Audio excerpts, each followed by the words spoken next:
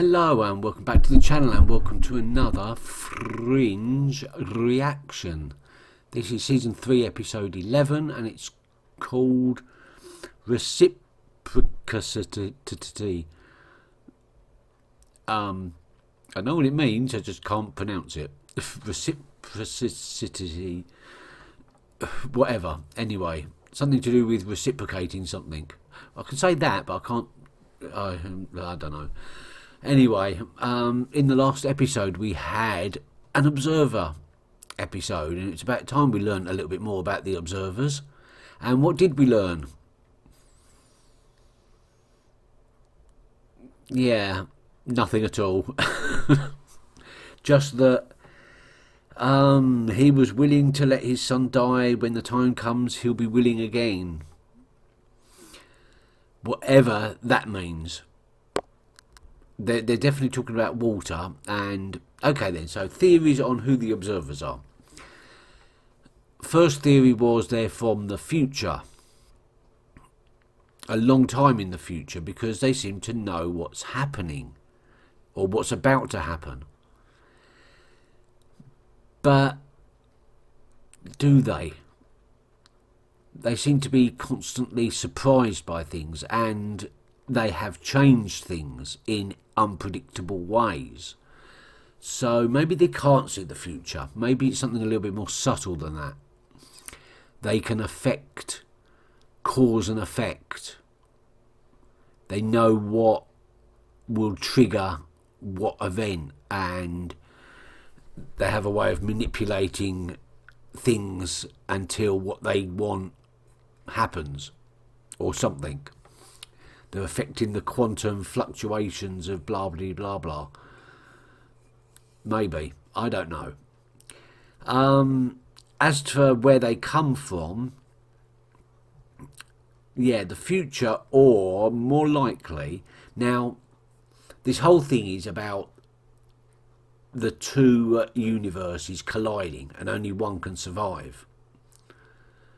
The survival of one will automatically eradicate the other, which kind of sounds like the Schrodinger's cat quantum fluctuation thing. There's two separate possibilities here in the two universes, but sooner or later it has to be condensed to one, the one that survives. And right now it's looking like the other side have got the upper edge, because they're better equipped, they're better organised, and technologically they're more advanced in all the right areas. And I would have said that knowledge is the one thing that we have on our side. We know more about them than they know about us. But I don't think that's actually true. Now that Olivia's gone over, and of course all the shapeshifters that are here. Now I'm wondering, are the observers from a third alternate universe? And they're actually us. But again, different versions of us.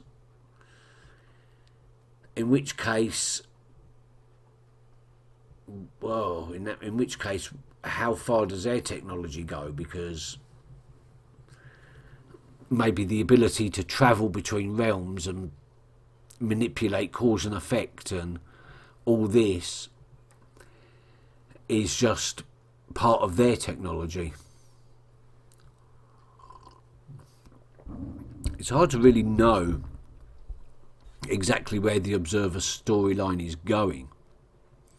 Until it happens, it's just unrelated things. So exactly what is Walter supposed to sacrifice Peter for? For what end? What's the end goal as far as the observers are concerned? Okay then.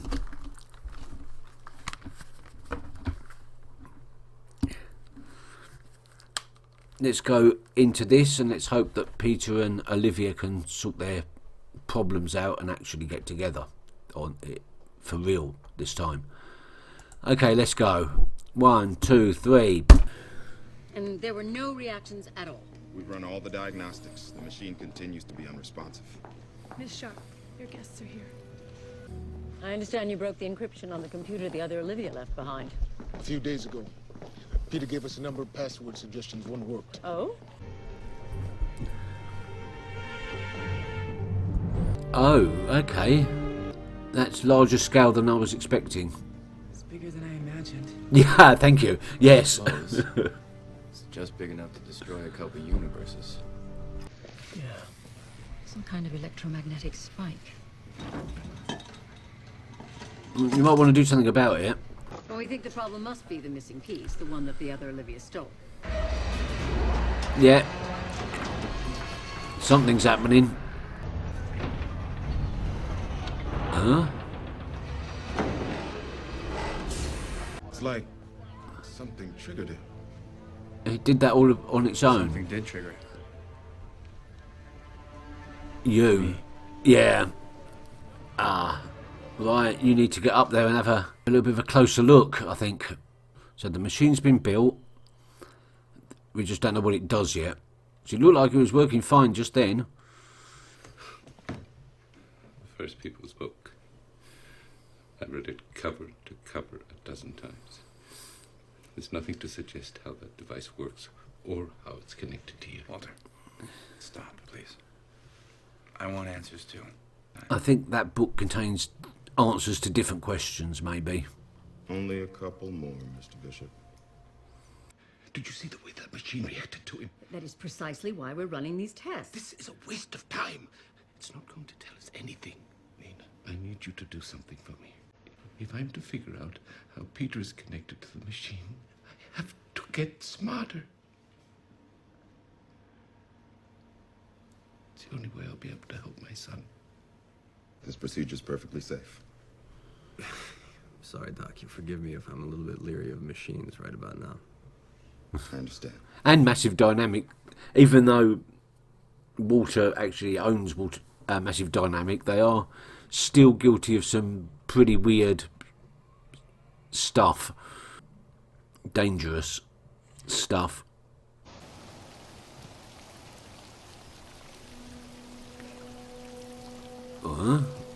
Someone's poisoned the pond.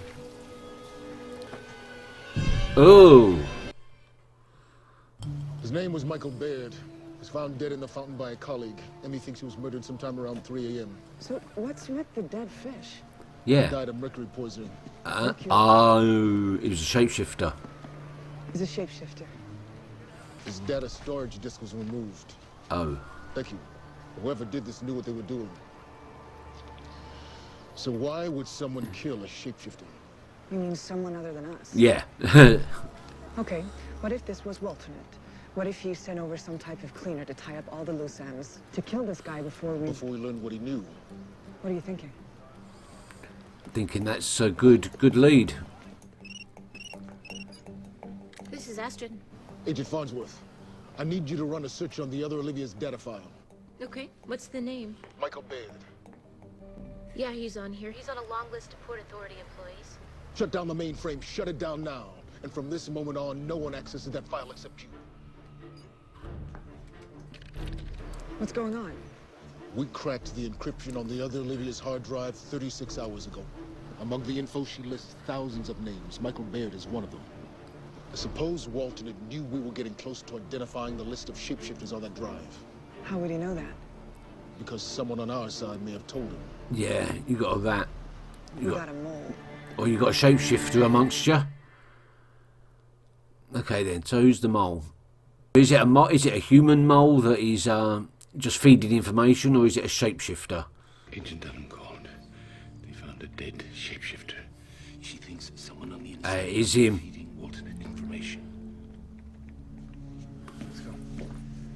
It's either him or it's somebody on his team. His notes suggest that he designed a retroviral serum based on your DNA that will regrow your brain tissue. That's wonderful. Oh, thank you, Belly. Walter? Don't worry, I snorted worse. A few good whiffs and my brain should be able to begin to regrow its missing parts. And what if the serum is not based on your DNA? I'll probably get a rash. What about Dr. Falcon? Dr. Falcon wasn't on the team that worked on the hard drive. Maybe not, but he was asking questions about it yesterday at the hangar. He's dead. What? Dr. Falcon left work early. Oh. Well, that's suspicious. He knows they're onto him, so he's trying to make a quick exit.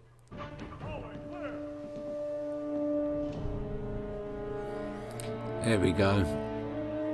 They got to him first. Same as Michael Baird. 2 shots in the head and his data storage unit had been removed. You're right. Dr. James Falcon, he's on here. He's part of a list of massive dynamic employees. It looks like he used a knife to jimmy open the window. Which would suggest that he and Dr. Falcon were strangers, or otherwise he would have used the front door, right? Yeah. Dunham. It's me. We just found blood under Dr. Falcon's fingernails. So the killer is human. Here so. Ah. Type A positive. It's fairly common. I'm A positive along with a third of the population. I'm searching Massive Dynamics personnel files now, and there is only one person with that blood type who had access to Folivia's files. Brandon Fayette, Una Sharp's chief scientist. Oh dear. That's not good. Sure.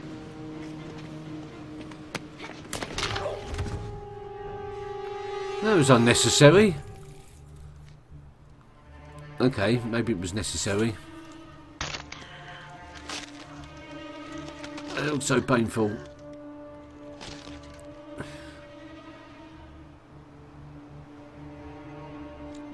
Do they feel pain? It looks like it. So it's not him. Don't move. Should I swallow? Hey, Bermudez.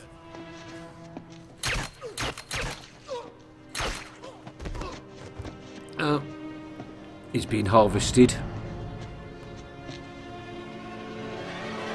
That looks like Peter. Look, I am really thankful for your help, seriously, but I've been through this whole stack already. But I'm not just another set of eyes. We're the same.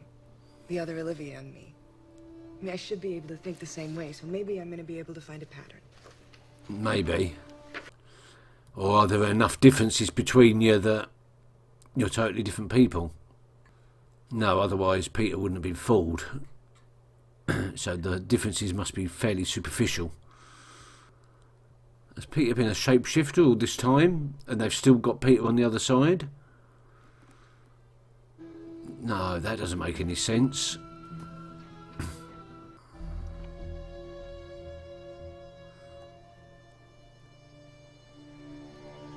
I didn't see what he saw there. But obviously it was bad.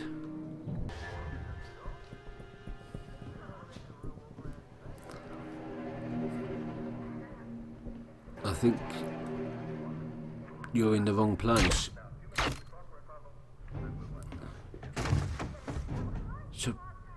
So it is definitely Peter, so why are you... Hello, my friend.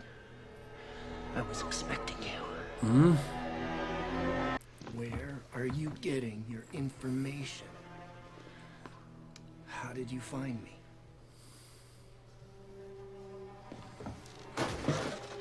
I know who you are, Peter. You might think that we're not allowed to kill you, but that doesn't mean that we can't hurt you. Peter.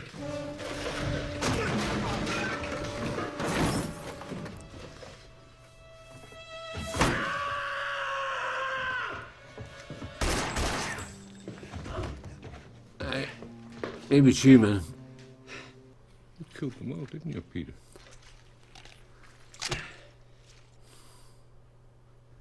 And it's been useless.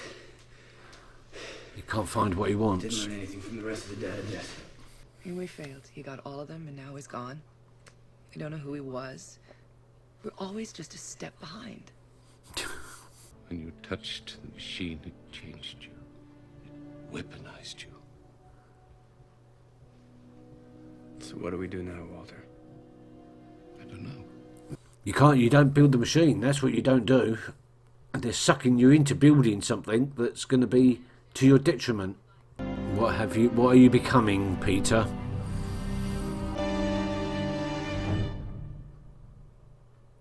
I was quite suckered into that episode.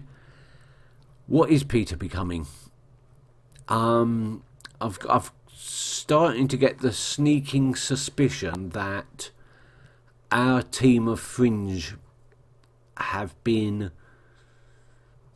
suckered into investigating something that the other side wanted them to investigate, so that they would build this this machine that weaponizes Peter. Yeah, I don't know. It's certainly odd the way Peter's been acting. If he had that idea to begin with, he would usually share it with Walter or Olivia. They would do it as a team.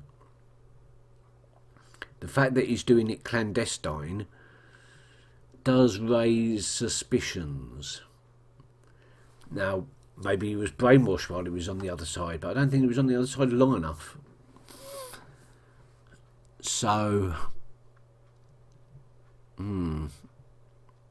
odd.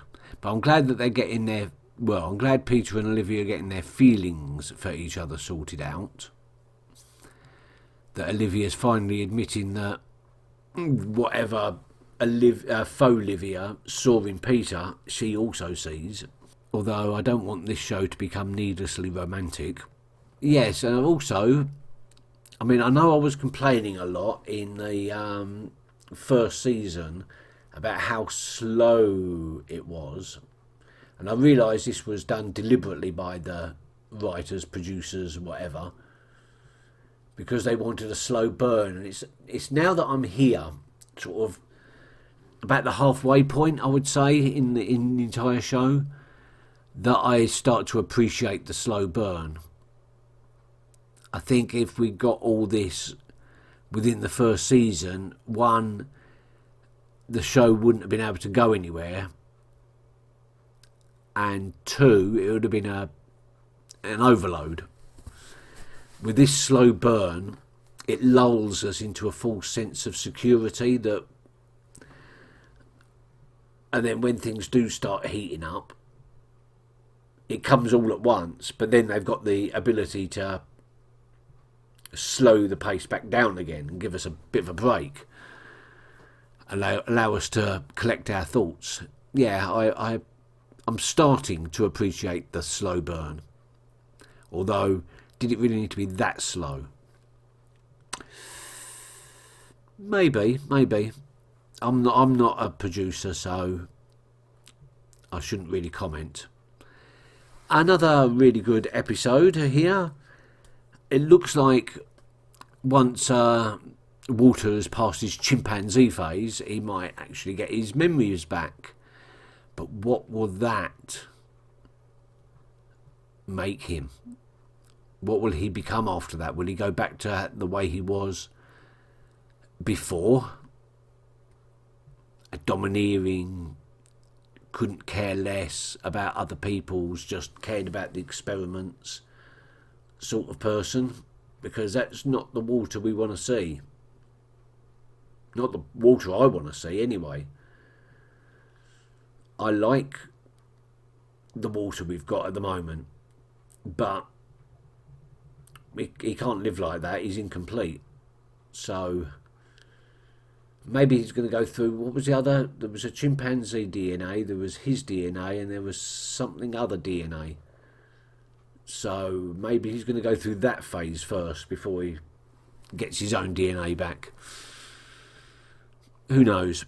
Thank you very much for watching, and I'll see you next time. Until then, keep well. Bye-bye.